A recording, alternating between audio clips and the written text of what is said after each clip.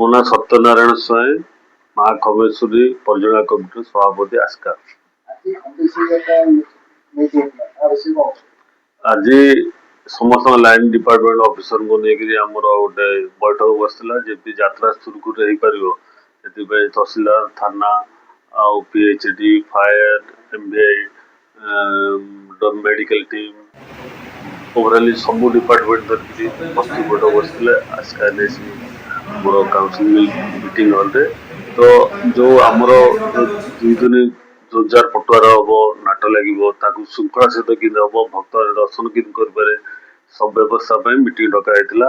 ଯେହେତୁ ଏଥର ଟିକେ ଆଡମ୍ବରପୂର୍ଣ୍ଣ ପଟୁଆର ଯାତ୍ରା ହଉଛି, 5ଟା ଅପେରା ଆସୁଛି ଆଉ ସବୁ ଗଞ୍ଜାମ ଜିଲ୍ଲାର ସବୁଠୁ ଟପ୍ ଅପେରା, ତା ସହିତ ଆହୁରି 8 ଥଳ ମଧ୍ୟ ଏକ୍ସଟ୍ରା ମାନେ ପୌରାଣିକ ନାଟକ ଆସୁଛି। 13-14 ଥଳ ନାଟକ ଲାଗିବ। ରାତି ସାରା ପଟୁଆର ହବ, ବାଣ ପଟୁଆର ବିଭିନ୍ନ ଆନ୍ଧ୍ରା, ପୁରୀ ବିଭିନ୍ନ ସହରରୁ କଳା ସଂସ୍କୃତି ଓଡ଼ିଶାର ସବୁ ଜିନିଷ ଅଣାହେଇଛି। ସେଥିପାଇଁ ସେଇଟା ଶାନ୍ତି ଶୃଙ୍ଖଳା କିନ୍ତୁ ବଜାୟ ରହିବ, ସେଥିପାଇଁ ଆମେ ଲାଇନିଂ ମିଟିଂ କରିଥିଲୁ। ସମସ୍ତେ ଉପସ୍ଥିତ ଥିଲେ, ସମସ୍ତେ ସହଯୋଗ କରିବେ ବୋଲି ପ୍ରତିଶ୍ରୁତି ଦେଲେ। ଆଶା କରୁଛି ମାଙ୍କ ଯାତ୍ରା ସମସ୍ତେ ଆସନ୍ତୁ, ଉପଭୋଗ କରନ୍ତୁ।